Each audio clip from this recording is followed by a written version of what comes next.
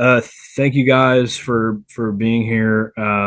This is another special lecture. It'll be on YouTube after for everyone. Ozzy, if you want to go to the next slide, sorry. Just some like basic things. So yeah, so we would love for you to join Slanted. Essentially, we're just we're a union of young, passionate artists, architects, people that make things. Still trying to figure out exactly what to say, but we basically are putting giving people a platform to like talk about their work and hear other people's work and do different things that will encourage you to continue working hard and following your passions. So we'd love for you to join. Email us, go on the website. We have a lot more like lectures coming up, so it's a good time. We've had like four already, and we're gonna have probably another like 20. So at least for this series, so it'll be a good time. All right, Ozzy, from the next slide, and Ozzy's giving the lecture today. He's got some pretty amazing work, so it'll be exciting to hear him talk. But I'll let you take it away, Ozzy. Yeah. Can you hear me? Cool. Perfect. I really like this slide. Um, I don't know what animal this is, but it's pretty nice. Anyways, okay, so my presentation is going to be in three chapters. Chapter one begins in the year 2021. So this chapter is called Pre-Rodent House Architecture or Pre-Architecture School Architecture. So they're kind of the same thing. But anyways, here we see an image of the first piece of architecture I built. It's called Shabby Math. So let's see. So it's still actually located in this location in Santa Fe, New Mexico. It's in my friend Adam's house. He's like a 50, 60-year-old filmmaker, and he took a liking to like my paintings and my sculptures. And then around this time is also when I began to make these structures, this architecture. So yeah, so he told me he saw this in a gallery, and then he asked if I could place it on his property. And he lives up in the mountains in Santa Fe, and he has like acres of land. So this was a pretty cool location to place this. So you can kind of see it here. This is when I first placed it out in the location. Here are some images, some more images of it. So the idea behind this um was like I was just interested in making a structure, and I'm actually just gonna go ahead and then go back throughout this. So if that's disorienting, I'm sorry, but that's just kind of the way that I formatted this, and that'll just help me. But yeah, so I was living in Santa Fe, New Mexico, and I was an artist, I guess. I was like working as like a painter and a sculptor, and I had a gallery space in this artist residency collective thing. And then I had a lot of space, and I was just for some reason I I was making sculpture, but I kind of wanted to be inside of the sculpture. I wanted to inhabit a space, and I wanted to just learn how to build. So I started off by, so let's just go actually. So I started off by building a wall. It was one of the side walls here. You see like the two side walls and the back wall. But I just started off by framing a wall, and I was just interested in just like stick frame construction, which is what you see everywhere in Santa Fe, New Mexico. And you see this here too in Virginia, like most residential and commercial, it's mostly just like stick frame. So it's just like two by fours. And so I just became really interested in that vernacular. of building. And so I built a wall, and then I built the second wall, and I'm like, well, let me build a floor. And then I built a third wall, and then I built a fourth wall that had a threshold so you could enter the space. And then I built this roof with a skylight. And this was all made out of just found materials. So I would just go to construction sites in Santa Fe, and I would talk to like the foreman of the construction site, and I would ask him if I could just like go through his scraps.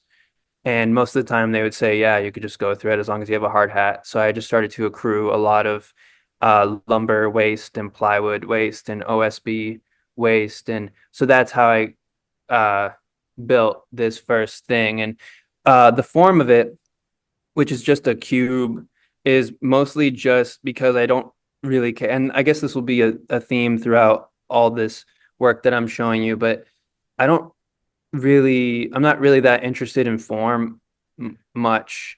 Form to me is just like it's more of like a sort of like a byproduct of my interests. So at this time, I was just interested in construction and building something, and just kind of being able to prove to myself that I could build something and build something out of waste. And I mean, again, the waste isn't even really that important either. I just wanted to make something, and I didn't have any money. So the waste just seemed like the best way to do it, because I knew that I could just get free lumber and plywood and just everything I needed, even the windows for the skylight and the walls. That was all just like sourced for free. And this the CMUs for the foundation, that was also for free. So everything was just free. And then when you work through this process, as you can see in this the back wall, I had a lot of this like dark brown lumber, because I found that lumber on Craigslist. It was just like an old couple, and they had this lumber sitting in their backyard for like 10 years. It was part of an old deck that they built, but they took the deck apart, and they just had that lumber sitting there in their backyard. And then finally I took it off their hands. But I ran out of that lumber as I was cladding the back wall, because I cladded it with the same lumber I use to frame the structure. So when you work through this kind of method of just like working with like the material that you're able to procure, right? Because that also dictates the form in a sense. Um, Things like drastic changes, like having this half of the wall be brown and then it turned dramatically to this white lumber, that's going to happen because I just ran out of that material. So I just needed some more lumber to continue to clad the rest of the back of it. But aesthetically, I kind of like what's happening there. So, but yeah, so this is an interior of it, and you could see like the stick framing. You could see the OSB. There's a plywood floor. I really like that. I just like looking at the construction. And then the other thing that this was about, which I wasn't thinking, it was more of like a functional thing. But now in architecture school, and I'll get to that eventually too, this was about uh, modularity, which is another theme that I'll talk about. But yeah, this thing was built in modules, and that was also because I was having a show at that time, and I wanted to include this in the show with paintings and sculptures. And so it was like just like a purely like functional thing. I needed to find a way to transport this, and I built it, like I mentioned, in these modules. So, you know, I built one of these walls first, but then I ended up building a floor. And so it was about how these modules, like the walls and the floor and the roof, all came together. That was like a big part of this.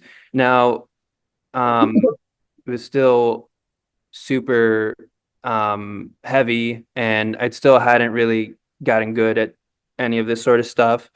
But there is like a modularity inherent to this because of the very nature of how I was working and what I needed to accomplish with this structure. And then this is just like a photo of someone inside of um, the structure just so you can get a sense of the scale. Like it's quite large, even though it's small, but there's something big about it. Um, this is the other structure I built right after that one. So, yeah, like these structures that I was building were just like I mentioned for the previous one. This one's called Blemish Portal, and the previous one was called Shabby Math. But for this one, Blemish Portal, I was just I wanted to learn how to make something with a pitched roof, which is just also kind of like typical vernacular kind of building that you see everywhere, just like a cuboid with a pitched roof on top of it. That's like most houses. And I just wanted to learn how to build something like that. And it was the same kind of thing. Like I was just using the material I had at my disposal. So this is like an image of someone inside of it for scale. Yeah, I was just interested in like the construction again and the geometry and just, like how do you make something with the pitched roof? Um, that that was just what I was interested in at the time. And this is just, yeah. So yeah, here's some drawings. And so I was like taking notes. I'm like, what's the ceiling joist? What's a ridge board, rafter tie? All these things that were important to me to accomplish this kind of architecture that I was interested in. And so you can kind of, in a way, like the architecture is just a pretext to like construction or like this tactile approach to working or, you know, solving questions or learning, basically. But that's what the architecture was serving as at the time.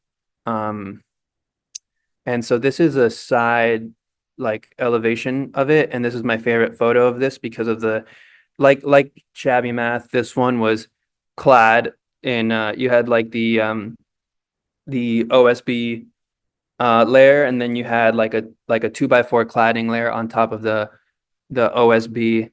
And this one's really interesting because kind of similar to the last one, I just didn't have enough material to like clad the entire thing. So there was like this gap along halfway. And I don't know, I just really like the way it looked. The composition of it, I think, is really interesting. And the 2x4s and the different colors and how they're weathered and like there's a rawness to it and it's like personal and tactile. I really like the word raw though to as like an adjective to describe the work and this specific just elevation. I just really like it a lot. And then this is I was living in Koreatown in LA for a bit, and this one's called Koreatown Pythagoras. This one, same kind of thing. I moved, I drove to LA from Santa Fe, and I half of my car was just filled with like my building materials. So like the 2x4s and plywood and OSB. And so I just wanted to make something before I started architecture school with the remainder of the material I had. And, like same kind of process. I just was like, there was like something I was interested in, like, the previous one was a pitch roof. The one before that was just, I wanted to make something with walls and a floor. This one was just, I don't really know exactly what it was. I think I just wanted to make something, and this was what the material allowed, this form. So yeah, and then this was all I had in my car to sheathe this thing, and so it's I don't know if I even like it that much. And like there's two panels in the back that have oil paint on them because I think they were part of a former painting, and it's like it's a strange way to sheathe a structure, but that's just what I had on me, so that's just what I went with. So it's just yeah. Let's see. How do I? Okay. Yeah. So then also around that time when I was living in Koreatown, I'm interested in waste and just working with what I can get. And I was just I found out around that time I don't think this approach was so, I mean, I guess it was still novel then, but I know in like the Northern European countries like the Netherlands and places like that, they do this sort of stuff there and they also incentivize it in these countries, but just, like recycling plastic and then turning that plastic waste into building material. So I sent out this post on Craigslist because I didn't know anything about that, but I was just collecting a lot of plastic waste and um, I was just interested in turning that into building material so I could make more of these structures and answer more of these questions I had about architecture and construction and these sort of things. So yeah, I found out that what you needed to do in order to convert plastic waste into building material, you needed to have a shredder and you needed to you shred that waste and then you melt it and then you have some kind of mold and then that's how you get like these like poles and these sticks that you see on the bottom corner of the page. So this was like right before I started architecture school and I moved back home for like 2 weeks. And so I was just researching this sort of stuff. And I was like, well, okay, so in order for me to do this, I need to like make a shredder. I had no idea how to make a shredder. I knew nothing about um, how a shredder operated, but I found out that a shredder consisted of like a motor. I didn't really know what a motor was, honestly. And it consisted of like a high torque motor because that's how you shred something with the sort of strength to turn something like plastic into fine material. So I was like, okay, well, let me learn how to make a motor because that's how my brain works. So yeah. So this was like right before I started school. So this is a video of the first motor I built. So it's just like starting off kind of small.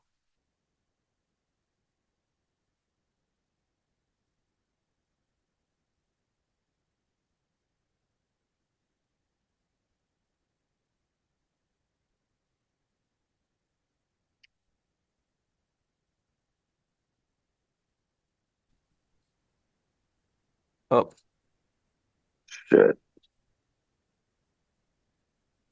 So and then I built this motor. So I started to kind of refine it. Um, but just what ended up happening basically is I started getting into making motors and like motors for the sake of motors, and it no longer became learning how to make motors to make a shredder to shred plastic to turn that into uh like building material for one of these like this sort of micro architecture I was interested in. Now I just like started getting into making motors, which it just happened. And then I started to refine it even more. So it was like in my parents' garage. I was just making motors with um anything I could find and just like taping shit together and using like magnets in the refrigerator and just using AA batteries and but they're getting, like better. I wasn't like this wasn't about like making a sculpture or anything. This was really just purely scientific. It was just about the um just learning how to make motors and what motors were about. All right. So then this is like chapter two of this presentation. This is inventor, rodent, architect question mark, and artist in parentheses. So yeah, I guess I started really getting into like becoming more of an inventor, I guess, because now I'm talking about like making motors um for motor's sake and rodent because I'm going to talk about rodent houses and I still don't really have an exact reason why I'm interested in this concept of the rodent, like this metaphor of the rodent and what that means exactly. But I start to also, yeah, become like a rodent in a sense. Maybe that's why I have this like facial hair too.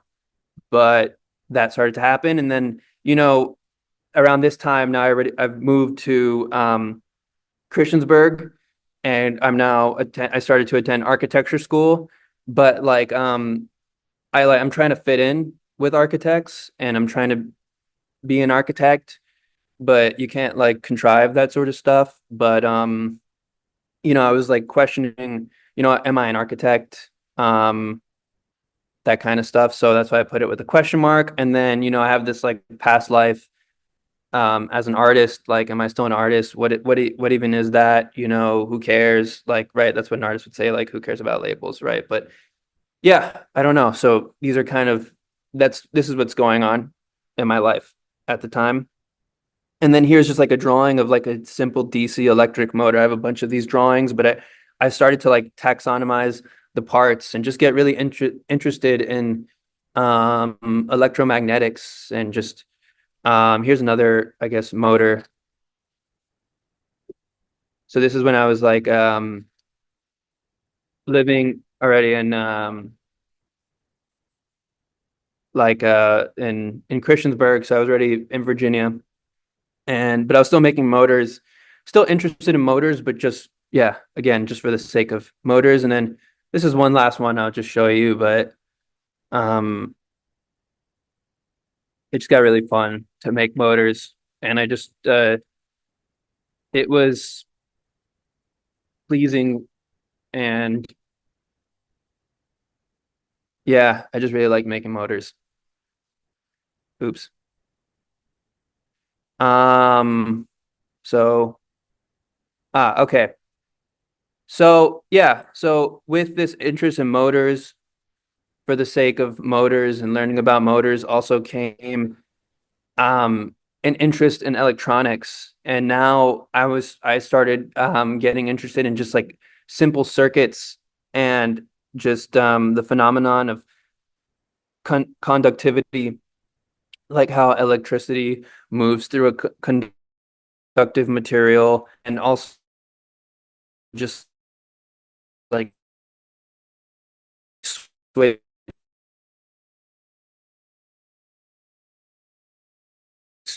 when I start to make toys or architectures I was making. Um, and those micro architectures serving as a sort of pretext to learning about construction and these questions I had. These toys also do the same sort of thing, but at a smaller scale. Um, for me, like this toy, for example, or this object, whatever you want to call it, this was just a pretext to um, learning about or making something that housed a simple circuit with 3 volts uh, battery, a light, and then a switch, which is just a super simple circuit. Um, and so I just made this, and it maybe has like a bit of like an architectural like composition or partie look to it. Um, it's like post and lintel, very kind of primitive, like 2 columns, and then just this beam sitting on top of the 2 columns, and there's like a sort of a base that sits on, but that also is there to house the light and the light switch. And the light switch is also interesting because, just kind of like this is all this material too is all just stuff I was getting for free, or I would go to Habitat for Humanity next to my house here in Christiansburg, and I would just there's light switches that they sell for like 25 cents. So I just have like a big bucket of just light switches. And so I they just look really interesting because of the scale, because this light switch is meant to serve or meant to be part of the scale of a house. But here it's like the scale of a toy, and it's just there's a like a maybe an irony to it, but I don't view it like that. But maybe for someone else, but it's interesting nonetheless. Um, so yeah, and then this is another thing. Again, like creating these things, like I using the word pretext, but you can also say like a vessel, like it's just like a vessel for my interest to take place. So this one's called Warm Body Resistance Box. I don't have a video for it, but yeah, it's the same kind of thing. I just made this like big toy or object, and it's just housing a light. And there's batteries on the side that you can't see here, and a light switch, and then you just kind of turn it on, and the light inside of the box turns on. And so this is like I still actually have this. This is in my room. And then yeah, and then I was talking about shredders earlier. I was still interested in shredders. At this point, what I was doing was I was just getting like buying like at the Salvation Army or Goodwill or whatever. I would just try to find places that had paper shredders, and I was just taking the paper shredders apart and trying to shred plastic. But you know, these things, like I mentioned, you need a high torque motor to shred something like plastic. This is a paper shredder. So the way that the gears are set up, it's not really meant to like give you a high strength. It's more about speed in this case. So it's you're shredding paper for this. Isn't meant for plastic, so it didn't really work, but it looked kind of cool.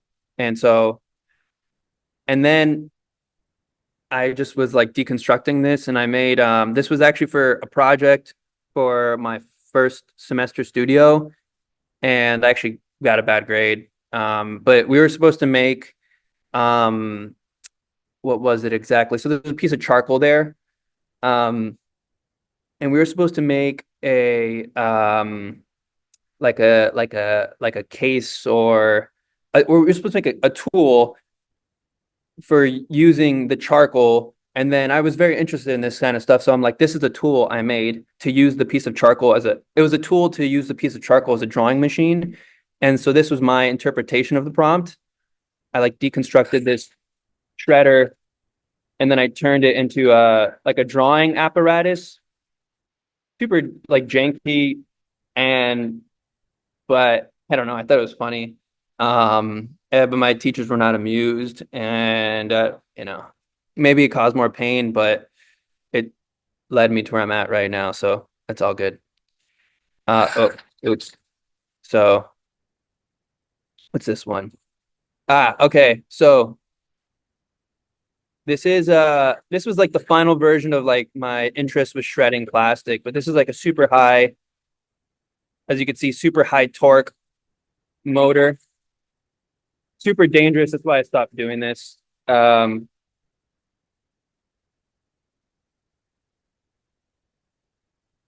as you can see, it works really well. Um, yeah, but at this point, I wasn't really so interested in plastic waste like this anymore. And also school was just getting too serious, so I just kind of had to like prioritize, and so that was kind of the end of that. But it got pretty good though, like the shredder stuff. But oops. Um. Okay. So this is like we'll just play the video.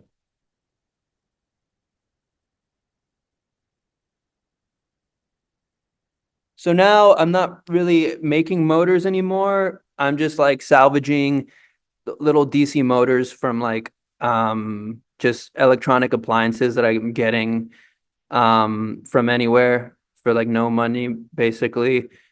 And then same thing, just finding lights and stuff like that. And here I just made a circuit. Like I was interested in the circuit where the light and the motor would be powered at the same time. And this was actually for another class project as well, and didn't really fly, I guess. But I was really just prioritizing my own interests over the curriculum, or I was just using the curriculum as like I'm talking about the word pretext, but the curriculum was just a pretext to um um play with my interests, but that's just what it was. But this was, I forgot what the prompt was, but I just wanted to make this, and it was really cool actually. People liked it, I liked it, and it led me to other things. But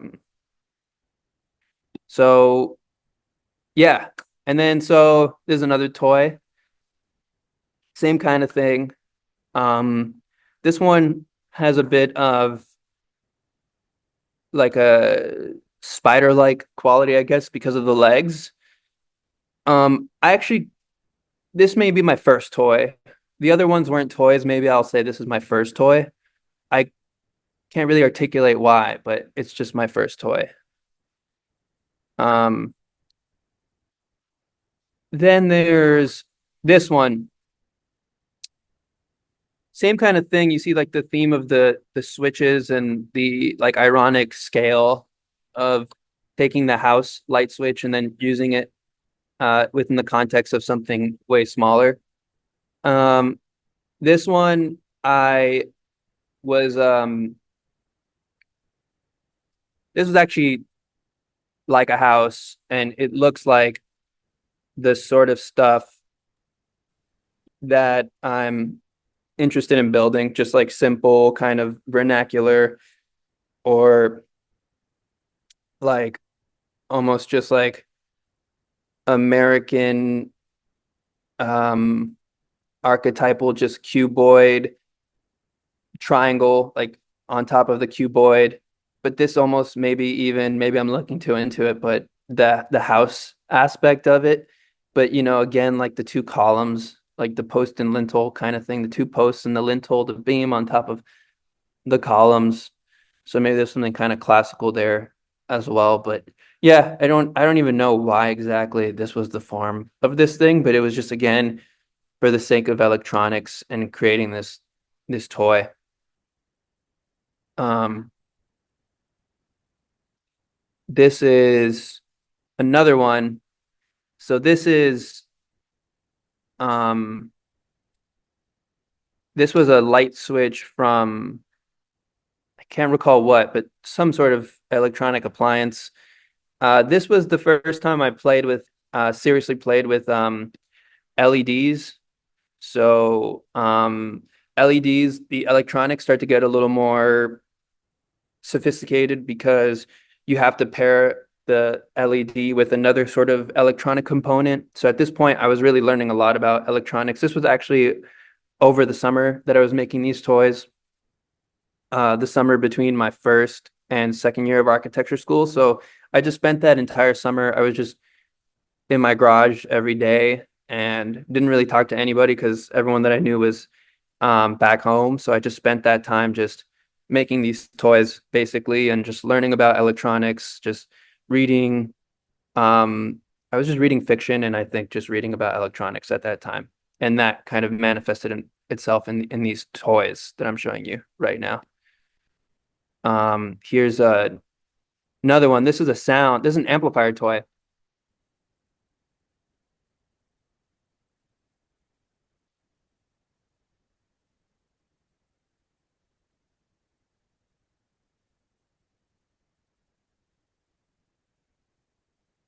So I don't know if you guys can hear the sound, but anyway, it's just amplifying. It's just like a circuit that amplifies sound. So I was getting interested in that too, like just amplifier circuits and finding ways to make anything like that. Um, this is another one where like a motor and a light turn on at the same time. This one's a little more like I guess anthropomorphic robot kind of. The light kind of blew out a bit here, but you could still kind of see a glimmer of it, which I kind of like it like that. But this one was really cool. I like this one a lot. Um, yeah. So this is another one I made.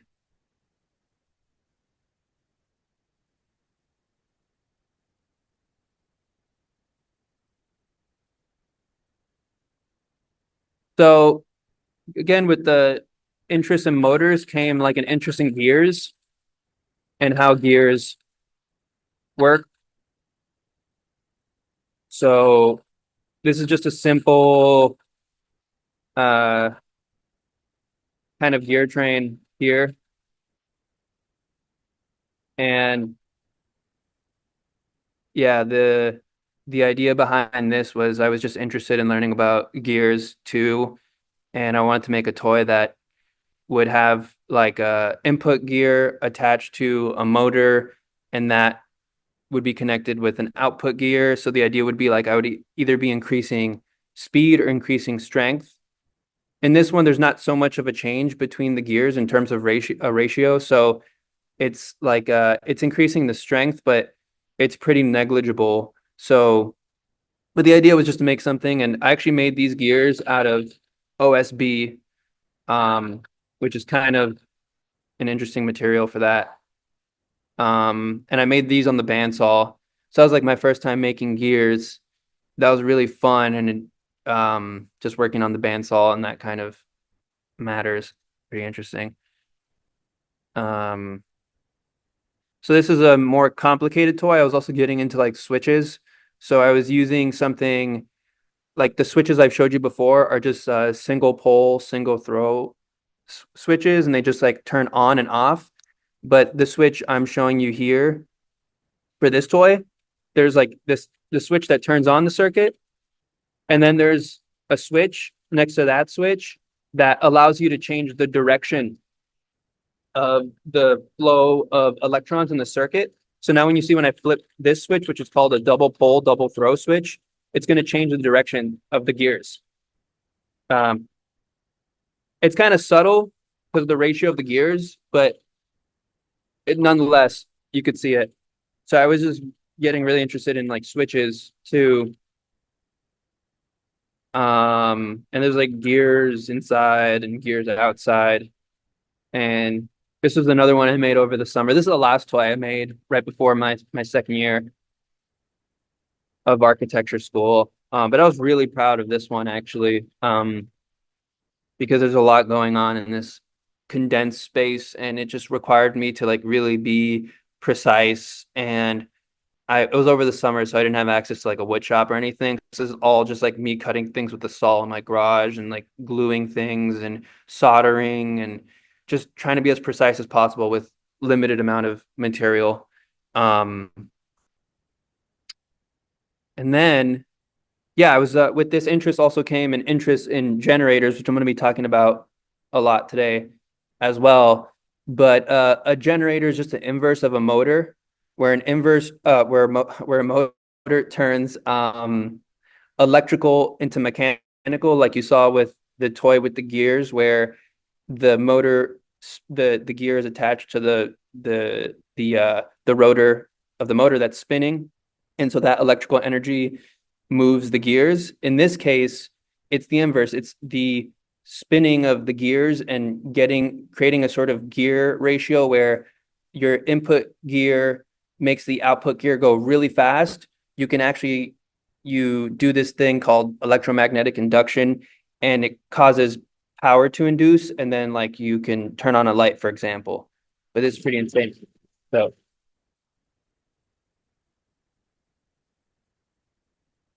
so this is a generator, basically.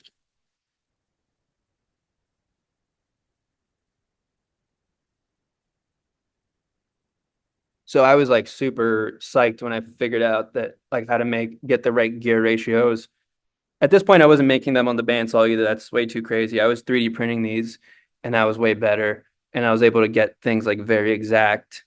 Um, yeah, that was really good. And then this was a toy I made, which was a generator toy, and you have these three LEDs, and then here you kind of see diagrammatically it's showing you um, how the generator works, how that's connected to the last gear in the gear train. And so, yeah, let's see. Let's just go watch this video. Trying to be too loud, but this was kind of loud. That's why. By the way, can you guys hear the audio of the video? Yes. Okay.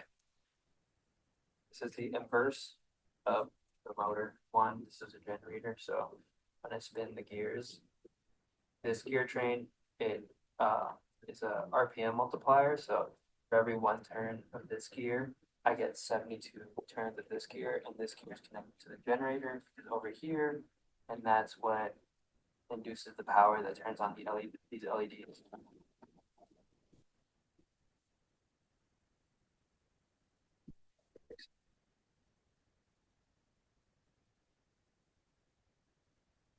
So yeah, I made a generator toy basically, and I was just like really stoked about that because I was just like, generators are so cool. You're telling me that through my work, I can induce the power that turns on like a light and sound. Like that has that's crazy. I mean, like Tesla, for example, was obsessed with generators, and I mean, we get our power in our houses through the power from the power outlets that we plug our phones into and stuff. That comes from a power plant, and a power plant is just a big generator, essentially. But yeah, generators are very interesting. And yeah, so then I started getting really, really, really into electronics. And so this is my second semester, going into my second semester of my second year of architecture school. And I was getting into, I was really interested in this like phenomenon of how, you have something like a phone that is, like a phone is very mysterious because it's comprised of a bunch of these very tiny parts, and it's like a very complex system, or seemingly so. But what's really interesting is that actually, like all software and all this stuff can actually be distilled down to like pieces of hardware. And it's pieces of hardware like these components, which are called semiconductors, that we get like the modern computer, and we just get modern electronics because of the semiconductor. And semiconductors, not to get too into the physics or anything like that, but a semiconductor is really interesting. Like an LED, for example, is a semiconductor, and a transistor, which I'm going to be talking about, is a semiconductor. But semiconductors are interesting because in electronics you have like metal, like copper, which is a conductive material, and that just means that electrons flow really easily through it. It's conductive. Um, and then you have like non-conductive materials, like say, for example, like insulators, but like plastic is non-conductive, right? But then you have these thing called semiconductors, like silicon, where if you are able to um, do a certain thing to a silicon atom, you can make it conductive, and there's like physics to it. But it's really interesting. So we have like this kind of modern technology because of semiconductors. And so I started getting into transistors, and transistors are really interesting because, yeah, like our computers are just comprised of a bunch of a gazillion transistors, or they're comprised of a bunch of, well, let's just say that. But so there's this basic transistor called an NPN transistor, and this is like a transistor circuit. And this is like kind of how a transistor, these diagrams show how a transistor works. And then on the bottom corner, there's like a physical transistor. But um, yeah, like through the transistor, we're able to do logic basically, and we're able to understand, like, computers are comprised of like bits. And so this is how it looks. Like, just we have either a zero or a one, right? And we're getting in like the into the language of computers. And through transistors, we're able to physically talk in binary. We're able to um, speak through bits, basically. So like I started getting into these logic circuits, basically, and which is just I was talking about how like a phone is kind of mysterious because you don't really understand the processes behind the phone. But this, in essence, like through transistors, you can make these thing called logic gates.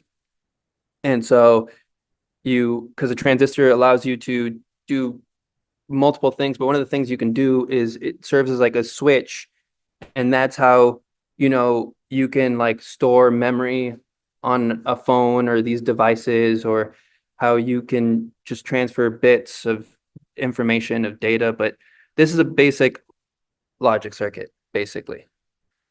So the LED, what you see output there is a bit, but this is called an AND gate. It's a kind of logic gate, and you can make these logic gates with these transistors. And It's just how you configure these transistors in a circuit. But basically, all it's saying is that the um, the push buttons are allowing me to get an output. So if I basically at the very bottom row, it says if I were to press both push buttons, it gives me an output of one. So by going 1, 1, I get one. So it's like we're speaking computer language basically, but physically. It's kind of interesting. Um, so yeah, but it's kind of funny that I'm talking about this because I'm in architecture school, but I'm just interested in this kind of stuff. So there's another kind of logic gate that you can do through a transistor. So you see, this is an OR gate. And so you just remember, like computers and phones, they're comprised of a bunch of these gates, and that's how we can um, speak through this kind of logic of zeros and ones. It's through these gates, and with transistors, you could just make these things on a breadboard. Um, but with your these are just like this is like one bit of information. Your computers are comprised of a gazillion bytes, and a byte is like I don't know how many bits, but this is just like nothing. But the whole point is that it's just like demystifying how a computer works. It's kind of interesting. It's simple stuff, really. And then I was also with transistors, you can make circuits like this. This is like again, like switching, and you can do this is like a kind of thing that you'd see like on a digital watch when it blinks. This is called an astable multivibrator.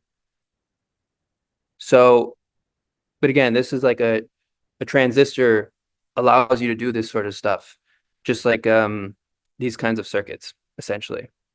You're like moving bits um, of information.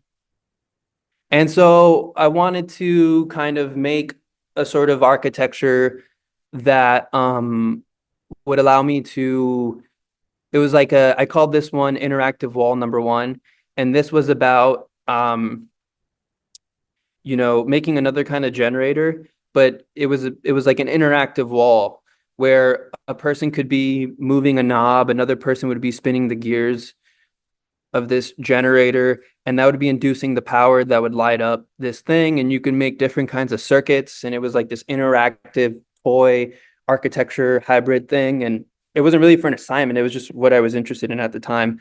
And so there's kind of like a diagram about it. I'm like, oh, I can make this astable multivibrator, um this kind of circuit on this wall. I know the kind of ratios I need for this generator. Um, just things, notes I was taking, thinking about a generator. And then this is what it ended up looking like. So I actually built it. It was really cool. So I'm gonna just show you how it's so like this is me using it with a camera on my head. People, probably laughed at me or something. I don't know. Who knows? This is me using it.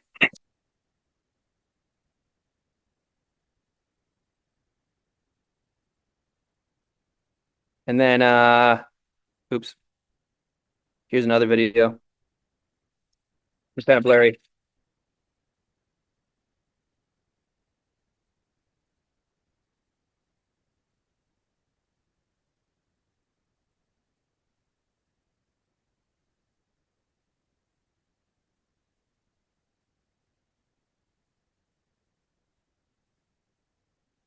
So what was really interesting about this video is that I was able to basically do like I was like computing in a sense, like writing code physically, like um but I was doing it while like doing it through my own labor, through my own work. So I was spinning the gears of this generator, and that was the thing that was inducing the power for me to activate this circuit. And then on top of that, I was migrating these bits. Just I was conducting a simple logic circuit, but I was generating the power the logic circuit with the generator. I don't know. I thought that was really interesting. So yeah, okay. And so at this time too, now we're gonna just completely switch. I'm tying everything together at the end, but this is now I'm gonna be talking about rodent houses. Okay. So I'm still interested in this, like these micro architectures that I was making before architecture school, but now I gave them a name and I was calling them rodent houses. And I mentioned like this idea of a rodent. This was rodent house one. This was the only one I didn't build. This is what it looks like basically. Um, it's the same kind of concept in a way as the micro architectures I was talking about that I was making before architecture school. But here I was a little more deliberate about some things, some of the tenets of it. So, for example, the a rodent house is, I say, like it kind of functions as a piece of furniture in the built environment. It has no foundation. It's foundationless. So it just kind of sits wherever you place it. And it's still kind of micro, so you can move it. Um, and it's like big enough for you to inhabit it. And it's still like made out of waste. It's just like it's a design contingent on material waste able to be procured. So it's like whatever you can get that limits, that restricts, that sets the parameters for the form of the thing. So, but this is the rodent house one essentially, and then this is rodent house two. I made this one in my garage. This was same kind of thing, but I just wanted to make something with a single pitch roof. And so this is called the bird's mouth, like how the rafter sits on a top plate of a stud wall. And so there's like just like carpentry involved in how you get that exact cut, and you're using like a speed square and uh, tools and instruments to get that kind of joint, that connection of the rafter sitting on the top plate. But yeah, I just wanted to make something like that. Um, and then around that time too, you know, I'm still in architecture school, so I'm doing these assignments. But I was interested in my neighborhood in Christiansburg, this like plot of land. Um, and it's just like this space, and it's just weird because it's like in suburbia, and it's just like what is this space? Sometimes like deer will just be frolicking here, but really there's nothing going on here. And then there's like a trail you can kind of see along the bottom edge of the page. And so I walk along that trail sometimes, but you just have this large expanse of grass and it's not really being utilized. And so I was just kind of drawing this kind of thing. You have like this courtyard, this like stud framed cage courtyard in between these two kind of like same kind of structure I'm interested in, just like a pitched roof sheathed in like plywood or OSB, and then just like a stick framed kind of thing, sheathed in plywood or OSB, and then the window in these two outer structures is essentially made by a sort of subtraction. So where I didn't sheathe, you have like an opening for a window, and you could see like the stick frame there. And this was not going to fly for the class I was doing, but this was just what I was interested in. Like, you know, some people were saying like this was like meant to this is like a public space or something. People were like, this is inhumane, like dangerous, and this looks like a prison. I don't know. I don't know. I just was this is like formally like not I don't care about form actually. I don't know. So this was just what I was interested in. I guess, well, these are some drawings of it. So like the cage on the cage, kind of in this central 2x4 stick frame courtyard. But this all led basically to this section. Um, and then so you get like this kind of has like this is a shotgun sort of axis where you can just like walk through this entire thing because there's two thresholds in the front and the back, as you could see in this section perspective cut of this thing. But you know, I drew a deer in the courtyard, the central courtyard, because I was interested in, and this is like with the rodent houses and these like micro architectures I was making, and I'm interested in these structures that are just they just sit, they have like a sort of reciprocal relationship with the earth. Um, not I don't say earth in like a sort of mystical way. I just mean like the earth, like the ground, just like deer, because there's a lot of deer in my neighborhood. And like deer, it's totally and utterly public, probably not something you can get away with really. But this is what I'm interested in, like just something that's totally and utterly public. And but then, you have this sort of activity in the first room where there's like a generator chair, so someone is just like pedaling hard and the lights above him are turning on, and then you have like a bike in the last room that's doing the same thing. And then you can kind of just cross through this central shotgun kind of axis, but then also deer and animal can inhabit it, and it's totally public and it's raw, and it's just like 2x4s and plywood, and it's just like yeah, it's just what I was thinking about. And so this is just like a kind of a close-up look of this drawing. I was interested in making these like and I'll probably make this in the future. I haven't made it yet, but just like people I knew at the they were like some of my cohort, they were some of my friends, they were like saying you're interested in STEM architecture. I was calling this sort of stuff like toy architecture, but they're like, this is STEM architecture, this is for like children, with like ADHD or whatever, it's like you're studying at your desk and you could just pedal, and that induces the power that turns on the lights above your head. And so you have light for what you're doing, but it's through your work, and it's just you're stimming basically. This is a more of like an art piece, but this is like a you pedal, and then that lights the person in front of you, their lights, and then the person in front of you, they pedal, and they induce the power that turns on the lights above your head. So it's like this kind of reciprocal relationship, but between these two generator chairs. I thought that was kind of interesting.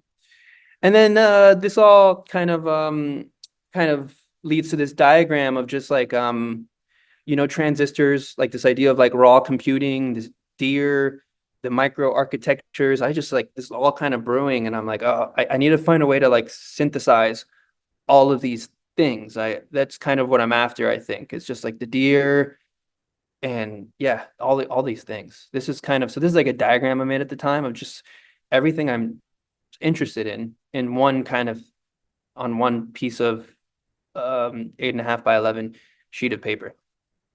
And yeah, so this is like a inventory of oh, so here now we're getting to the second semester of last year, and now I'm actually gonna see you're gonna see I'm gonna actualize a rodent house. So this is rodent house 3, and this was part of a prompt. The prompt was like making a shelter. We were talking about climate crisis, and so this is like my response to the prompt. I guess I took it quite literally, but I'm like, yeah, this is a shelter I was making, and this was this was a material inventory I had, and so this was just all the 2x4s and 2x6s, and so again, like it's this process of design contingent on material waste able to be procured, and that's what sets the parameters for the form and everything. So this is all the material I had, and yielded this, and this is a rodent house 3, and it's this space, this shelter. I was calling it a shelter that you can inhabit, and it's comprised of 2 modules. There's a seating module and a bench module. The seating module is the one that has the triangular the face on it with that kind of form. And then the bench module, and they come together to form the dimensions of a twin bed. So you can basically sleep inside of it. But then you could also pull them apart, and then you could just use them in all sorts of ways. But these are some drawings. This is like a drawing of someone. If you're too tall for the dimensions of the twin bed, I imagine you could just kind of like pull them apart a bit. So that elongates the length of it. So like a tall person can sleep in it, right? But maybe he's like hanging. But I thought that was kind of interesting. There's another one drawing, and then just some drawings, other drawings. And then there's me inside of it. There's me sleeping inside of it one night. This is just like some of the carpentry details of it. And then, again, like when you're working through this method, you kind of just have to find anything that suits the means of just completing this thing and seeing it all the way through. So I ran out of plywood. I was also working against time because I had to deliver this for like a midterm review, and I was pinning this up in front of jurors and critiquers rather, and it was a final project that had to be completed. And so I was like, I don't have any plywood or OSB. I can't find any. I found this whiteboard near the Walmart, and so I just used this whiteboard to sheathe the rest of this part here. And then so that project was over, but there was still a need to place this out into the world. So, this was the site that it just spoke to me. So I placed it here. It ended up becoming Rodent House 3.1 because I got rid of the bench module and it was only about this seating module now. And so this is it in the site. You know, it's foundationless. Like I say, it's like a piece of furniture in the built environment. Here, like I made a receptacle for the whiteboard. So it's like this active kind of thing. And I feel like yeah, like I would just love to see like the built environment populated with these kind of rodent houses, just like these active furniture like micro architectures that you can experience from the outside and the inside. And they're also engaging in this reciprocal relationship with the earth because it's made out of waste. You're not taking anything. You're not terrorizing the ground either with a foundation. I told my teacher I was like anti-foundation, and he used a lot of was like insane. But I'm like, I don't know. I don't like foundations actually. I've made stuff with foundations, obviously, and I have to do that in architecture school, but I'm not a big fan of foundations. Why can't our buildings just float on the ground? Or I don't know. So yeah, this is also like another aspect of a rodent house. It's foundationless and it can move like a piece of furniture in the built environment. So this is me just moving it. And then it got time to make rodent house 4. So this was like the big thing heading into it. I was just saying modules need to be handheld. So this goes back to the idea of like modularity. I was talking about all these projects have a modular aspect to it, but now I wanted to like streamline that and fine tune it a bit. So I took the bench module that I didn't end up placing out in the world, and I like started making these diagrams of like, oh, so what am I going to do? How am I going to make rodent house 4? And so these just kind of like a diagram of just what I was thinking about at the time and how I was going to approach this next rodent house. Also for a project as well. Um, okay. So this is kind of what it ended up looking like. This is a diagram of how the different modules, handheld modules, come together. This is kind of it, but without a roof. So this is what it ended up looking like. This was the prompt was like a library or something. I don't know. This is how I interpreted the prompt. So I made like this little kind of rodent house public library.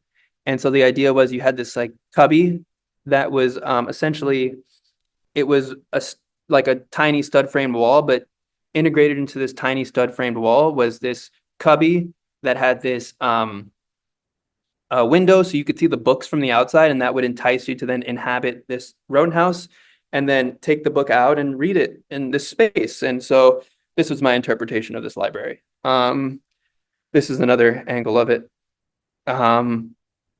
This is someone looking at Vitruvius, the 10 books of architecture, on architecture rather, in here. So yeah, a big part of this too is the handheld modules and everything, because I struggle with this with Rodent House 3, was I made it in modules, but the modules didn't like it was just a pain in the ass to like transport it because I didn't really think about that. So this time I really thought about it and this idea of having these modules adhere to what I was calling trunk parameters so they could fit inside of my trunk. So this was really seamless and great. And I basically designed it so it would fit perfectly in the trunk. But I wasn't really done with Rodent House 4 yet. And I'm still not done with it because the it wasn't fully designed in terms of the connection between the modules. It was I was essentially, this will illustrate it, but I was looking for a joint that I could make where instead of just like screwing in directly from, 2x4 to 2x4 to connect these handheld modules, to me that wasn't a designed enough approach. So I wanted to create a joint, like a universal joint that would fulfill that need of essentially allowing me to screw in, but also um, it was like just a way of like designing a connection and making the connection more undeniable. And I felt like screwing just directly screwing in wasn't an undeniable kind of connection. So I needed some sort of joint. And so I 3D printed this thing and I just have to complete it, but that's kind of something I was doing. But then I had summer studio this past summer, so I couldn't really worry about this. Yeah, and then so this takes me into chapter 3, the final chapter. So now I'm thesis year, and this is what I'm doing. This is called this is an Aussie toy, and this is deals with now I'm going back to my interest with toys, and I'm taking everything full circle here. But this is essentially uh, a learning tool for the idea behind this thesis is I want to make something for children who are interested in like just learning how to use a breadboard and just make basic circuits. So this toy is about that, and this is something I want to sell, and this is what I want to do after I graduate. I just want to make toys. I want to continue to just make toys. Um, so this is sort of an instruction manual that I've been working on how to like this is part of the instruction manual. I've been so engrossed in this and just like been I can't really talk about it strangely enough, so I'm just going to show these these images. Um this is what I'm working on, this toy. And it's like it's different than the other toys though because it's I guess I mentioned this idea of like being undeniable. This is about being undeniable. Previous the previous toys were I'm interested in rawness, but um, they were toys, but they were not products. This is a product. This is something that's meant to be mass produced. And it's meant to be engaged with like a toy, not in the sense of the other toys, which are more like these art object toys. So there's something that has to be completely streamlined about this and undeniable, basically. Um, which, yeah, maybe might be a difference between design and art. Like, I mean, they both deal with undeniability, but um, art deals with like maybe like this like ineffable, mysterious undeniability. Design deals with a different kind of undeniability. Um, so yeah, this is what I'm working on now. And the idea, like this is part of the instruction manual here. There's going to be a packaging for this toy. Is It's meant to kind of galvanize you because a breadboard is really interesting because it's a vessel to just it's malleable. You can make any sort of circuit on it, as I was showing you with the other toys that have breadboards on them. So the idea is like to get you to, you learn how to make a basic circuit, and then you start to just sort of use the toy in however way you want to use it. And so the idea is that there's a red one. There's still things that I have to this is only the fourth prototype, but there's gonna be a backpack that's gonna have like a snap kind of lid with an acrylic case, and that backpack is gonna be where you store your components. And what's interesting about this toy too is the way I see it right now is there's gonna be a blue and a green one as well. And you can connect with your friends. So you can um, put a wire on your toy and then connect it with your friends via the hand breadboards, and so you can make these sort of have these collective tactile experiences en masse just with your friends. And it's not only this solitary experience, but it's this collective experience. And it's kind of goes back to what I was talking about, this like just like this raw physical way of doing tactile way of doing electronics. And then I mean just this last slide, but another Aussie toy I see myself doing would maybe be for more a more advanced level age group. just or a technical level. But this is a idea I have for a toy where it would be for people who are interested in learning how to make amplifier circuits. So this is a class A amplifier, and this is just like a microphone, and then the output signal is the speaker, and so it would be like a parrot. It would be like a parrot, and then the parrot would probably have like a speaker in its mouth, and then like some a microphone attached to it, and then there would be a breadboard somewhere, and it would come with an instruction manual. But the idea is that you just use it to make amplifier circuits, and so you learn about amplifier circuits, and you use the parrot. The parrot is just like a vessel for that. Yeah, that's kind of all that in a nutshell. So that's my presentation. Thank you. Thanks, Ozzy. That was awesome. I'm gonna open it up to any questions. Hey, Ozzy, it's Grace. Hey. Thanks for the presentation. It was really nice to see your work chronologically and hear you talk about, where it's going. I have a comment and a question. The comment is, I feel that the core and like the biggest value that you're bringing here is you're bringing the body to be included with technology, which is something we don't have. So I really appreciate that. And I also see parents really grappling for healthy ways to introduce their children to like the powers of technology. So I see value in the toys in terms of that. And also in terms of like the rodent houses, because I really see these are like more containers for bodies rather than like places to move around in, and being held and like having the body's shape acknowledged through that is really powerful too.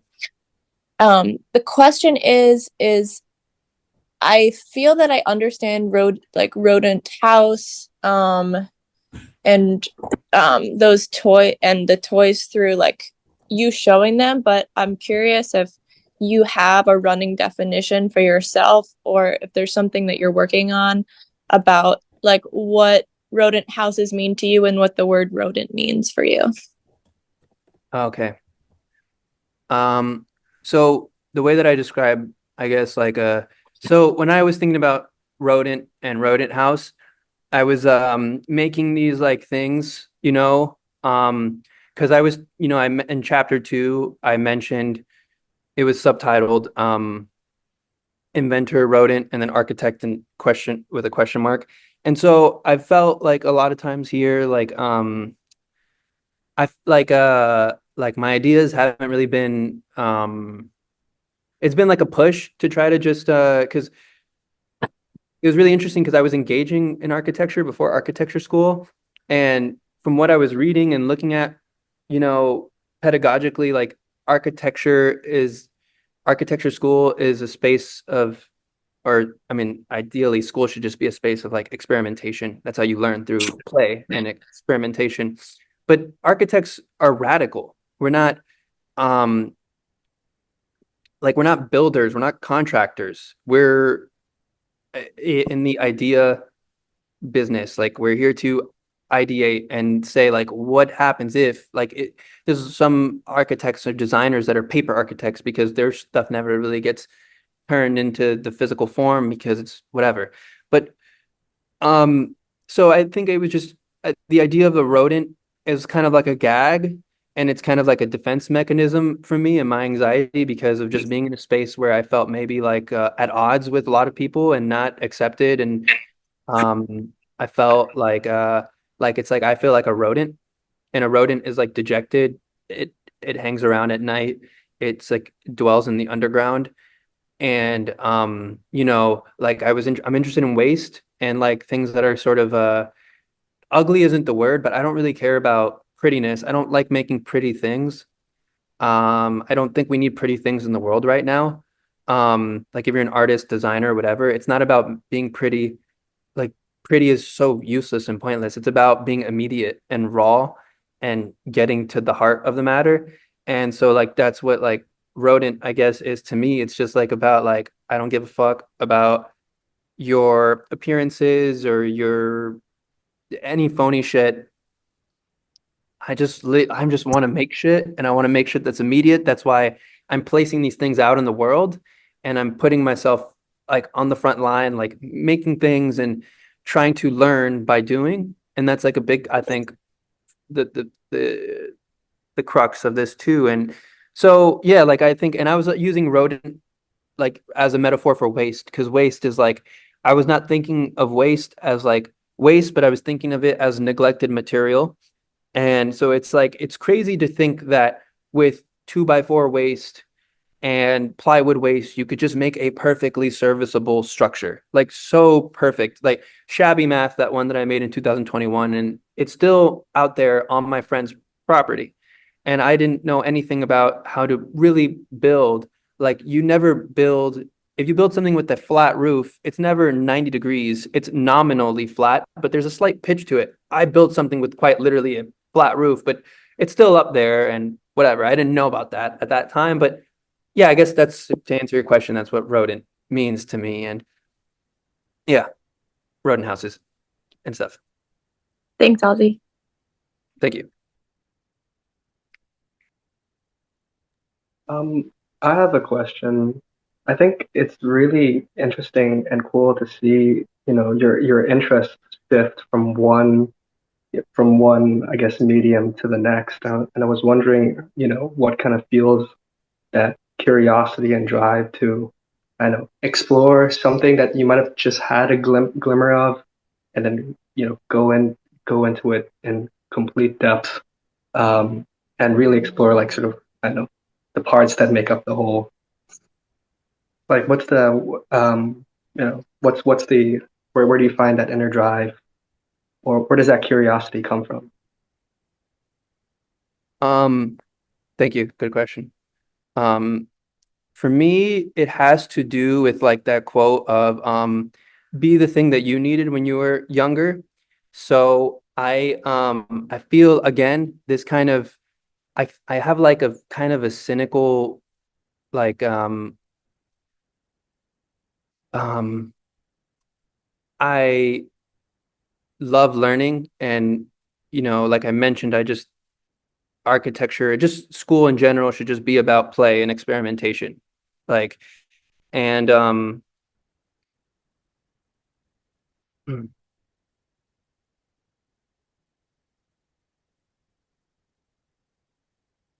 it's about, you know, like you have to sort of make the world you want, like that's kind of a cliche, but you have to kind of make the world you want to see. You just kind of have to like manifest it.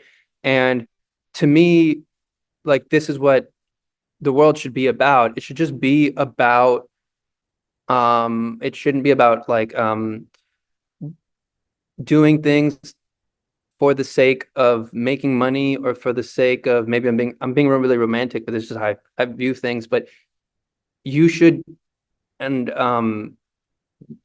you do things because you're interested and you have you have an itch and you just scratch the itch, and sometimes you scratch an itch and it just is like a 20-minute kind of scratch, and that kind of fulfilled the itch, and like that's it. But sometimes you scratch the itch and you are scratching the itch for like 3 years. So it really just depends.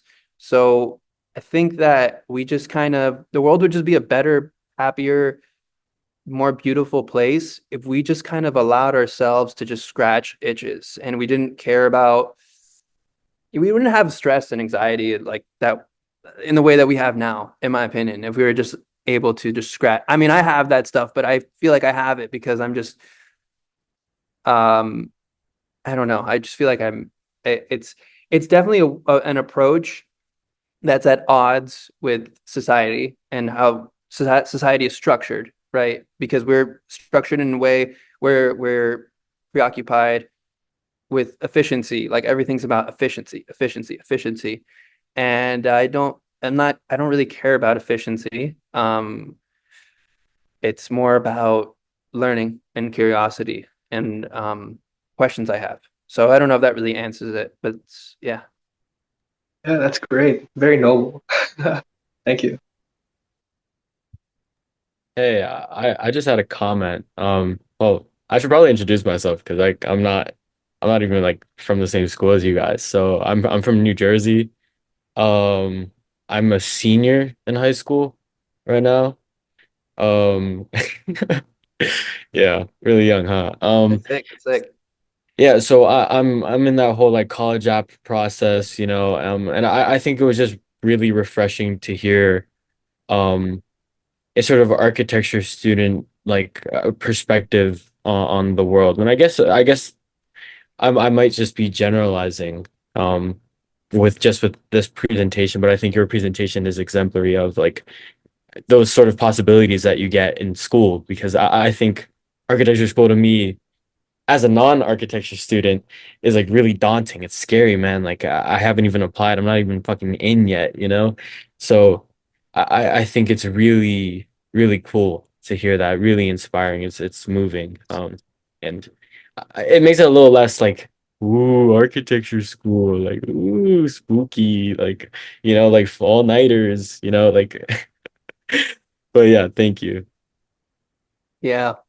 It is really hard. So I kind of started this presentation off in the year 2021, but I did not study. I didn't study it for undergrad. So I'm 20. I think I mentioned I'm 28, and I went to film school. I didn't talk about film at all in this presentation, and I was painting and doing sculpture a lot for a long time. And before I started getting into architecture, so I mean, maybe what I'm trying to say is like it is the architecture school is daunting, but who know? I mean, wow, you're in high school, so who knows where life is going to take you? I mean, I am the way I am too, so you could see I have all these interests and I just kind of explore them.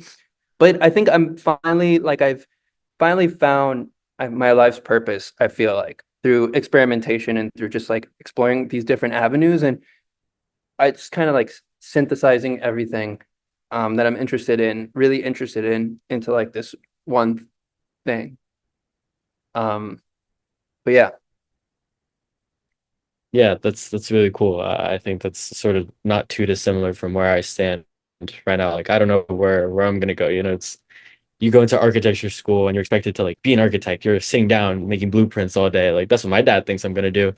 And I don't really want to do that. You know, like I want to see where I'm taken. And so this is cool to see where even you're being taken. You know.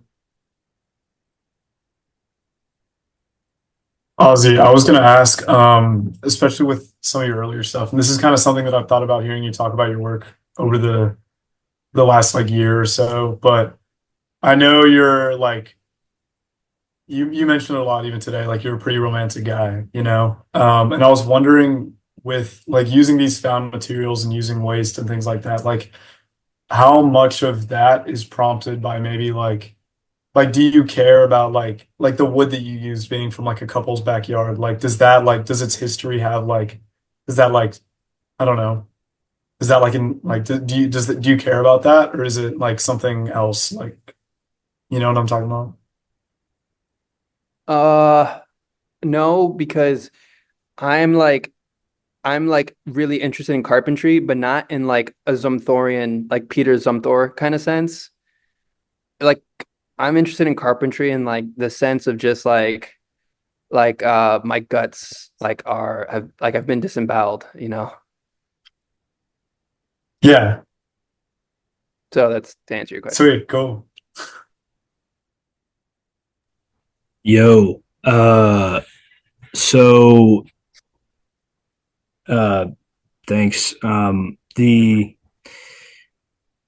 seeing everything kind of laid out was really interesting. And you know, obviously you didn't talk at all about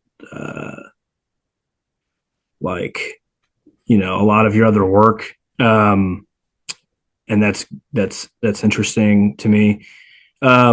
But so now you're at like toys and I can kind of see how you've gotten to toys, but I also am interested in like I kind of have an idea, but I'm also interested in like why a toy. Because I know that there's a kind of merging of multiple things you're interested in, and that's why a toy makes sense. But at the same time, like a toy, I mean, like toys are a very like historical thing for a certain age group. I think, um, and the idea of introducing that age group to something more complex through the means of something less complex is interesting. Uh, but all of that aside, a toy has its own weight historically. Like, like I played with like trains and like, like log cabin, like the Lincoln log things and Legos and whatever. And I learned probably something through that. And that's good. But so I don't know. I'm just interested in like the toy as a medium for you, and then how your kind of your style or things that you're interested in are you know imposed on a toy. Um, I also, as a kid, really liked toys. I still like toys. Like, I follow this Instagram account of this guy who just posts like his collection of vintage Transformer toys, and they're just so beautiful. They're kind of more beautiful than like I don't know, like a lot of fine art. I don't know. It's really beautiful. So I like toys uh in themselves, but like the toy, yeah, the toy like I mentioned was just like it's like a vessel, it's like a pretext to um house like manifest like like a circuit. So like I have this astable multivibrator. I need to find a vessel for the astable multivibrator. Like how can I show it off? Like I don't want to just do it on a breadboard because then it's just like I'm any sort of electrical engineer. No, it's like it's more than that. It's like I need to create a vessel for it. So that's one reason why. I mean, I'm a maker and I'm interested in like art, I guess, and like that's one reason, but I think that like for this Aussie toy, um it's like the action figure typology is interesting because it's like an action figure is friendly. So that's one way I think about it. It's like easy for kids in a sense because it's friendly. Something iconic about the action figure. That sort of the way that I have it too, that sort of stance it's in. But yeah, the um I think there's a friendliness to it and there's something that I guess a child could even ultimately it's a vessel. It's really the toy is just like it's like an ornament because it's just it's meant to house these three different breadboards, the two breadboards on each respective hand and then the breadboard on the face. So it's really not doing much other than being a vessel, the action figure um aspect of it. I'm more interested in like this is why I was like really been rushing to just make this because I just also want to like make things. I want to just like experiment with different circuits and I just like I need to make something to like play with the circuits too. And but I'm still kind of figuring that out for myself exactly what I'm why I'm so interested in like the toy and like maybe like architecture as a toy too. The aspect I think also goes back to a previous thing I was saying where play is really important, play and experimentation as like a way to learn. I think that's like it's just like the best way to learn is just by doing and by playing and like that sort of freedom that's allowed, that sort of world building that's allowed when you're playing.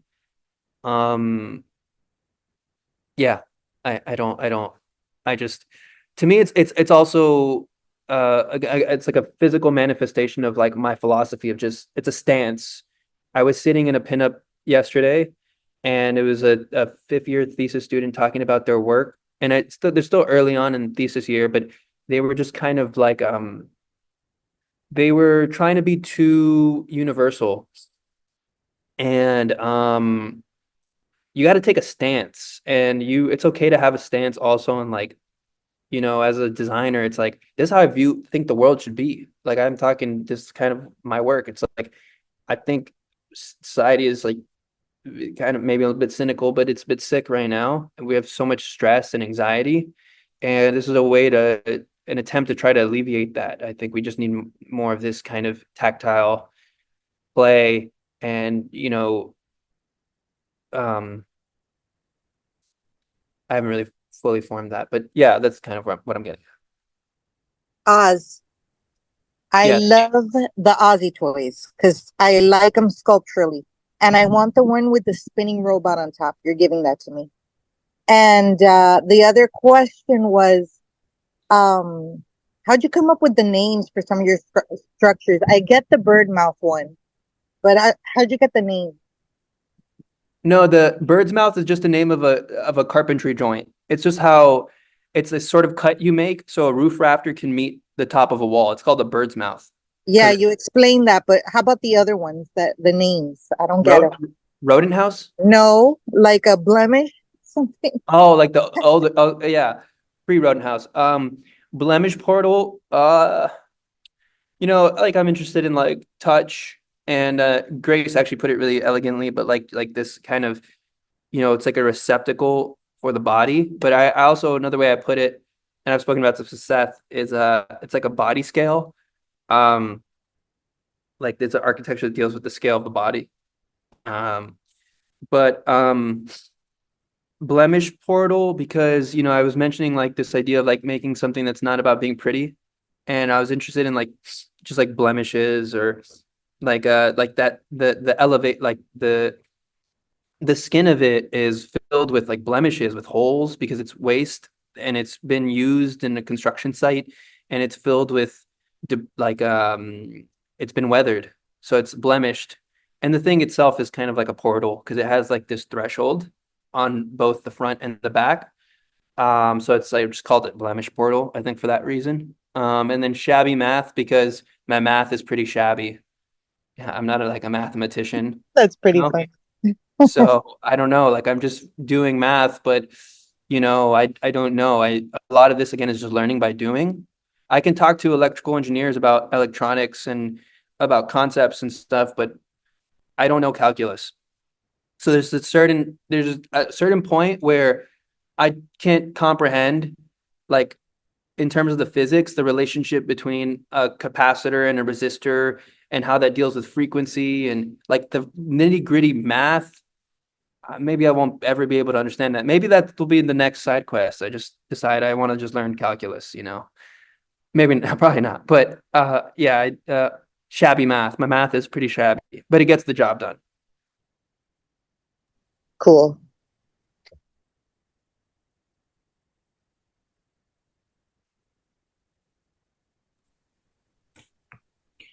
Do we have any more questions before we end it? Hi, yeah. I just want to. I'm Anna, by the way. Hi. I just want to say I found your presentation really interesting, and I really like the concept of the Aussie toys, because as a person who had to take those electronics classes and stuff, it makes it the information way more accessible and less rigid than like what you were saying with the theories and all that. Because I found that really hard to understand at the time, and I think adding this like play element and experimentation element makes it way more accessible as like information and just general understanding of how it works. So I just feel like this is really exciting, that this might be something that is accessible to future learners. And yeah, it's really cool what you're doing. Thank you. My goal is to become a millionaire off of this, and I never want to have roommates ever again. I'm 28, I'm about to be 30. I want to just have my own place. So I'm hoping this works. It will Yeah, work. I sincerely hope that happens for you because this is really cool. Thank you. I appreciate that. Oh, someone asked a question in the chat.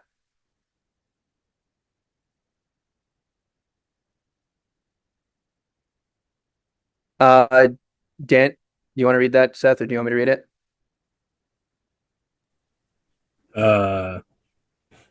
Have you seen the documentary Someone Lives Here about tiny shelters partly built out of construction waste for houseless populations to survive Canadian winters? No, but I'll check it out. And that seems super like rodent like. Yeah, I mean that's what I was kind of trying to address with Rodent House 3. I mean, I was doing it in this kind of irreverent way. Um, but yeah, I mean, I'm interested in, like I mentioned, that section perspective of like the guy using a generator chair in one room and then like a deer inhabiting the central courtyard space. And I'm also very interested in like this idea of like totally inclusive architecture, like inclusive even to animals.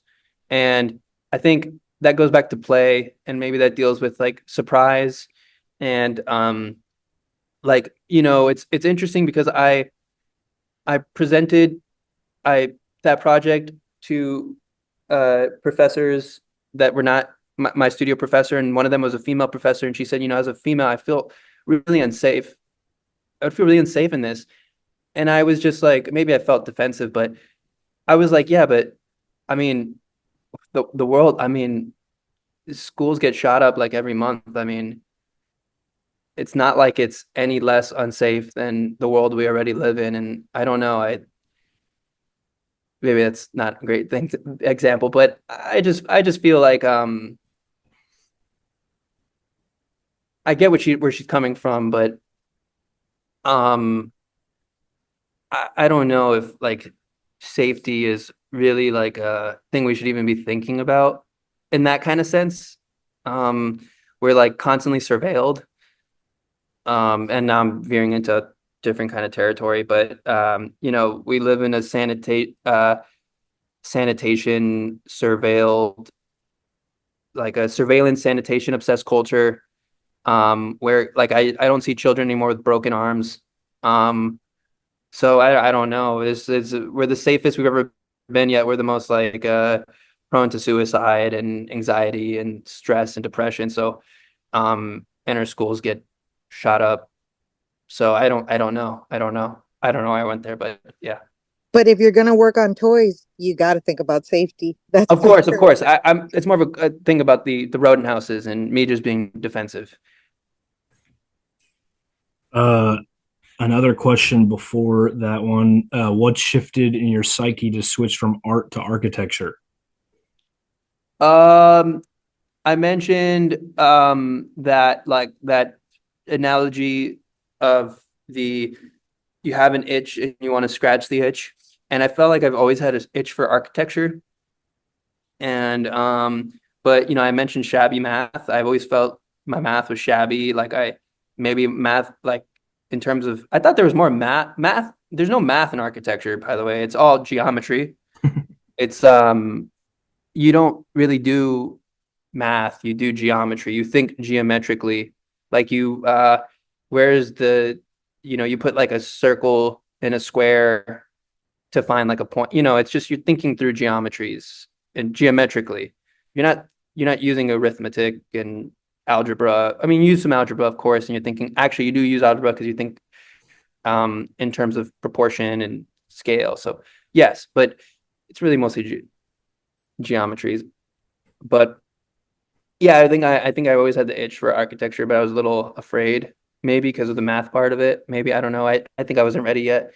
But then also I got to a point where I felt like I could paint and do sculpture and I could maybe make a living off of it, but um I wouldn't have been fulfilled spiritually. I felt like I wasn't art, fine art wasn't pushing me in creative sense. I felt kind of like I was kind of I reached a sort of pinnacle in terms of I reached a sort of plateau rather of expression. Like I just felt like questions. I just felt like I exhausted it, and I think I need to go somewhere else where my mind can kind of stretch and my heart can stretch. And so architecture was the vessel for that activity to occur.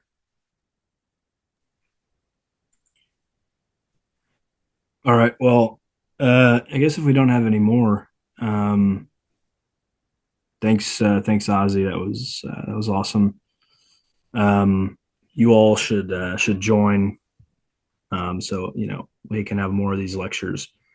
Um, but yeah, it's great to hear all of that. So thanks, Ozzy. Thank you. All right. Goodbye, everyone.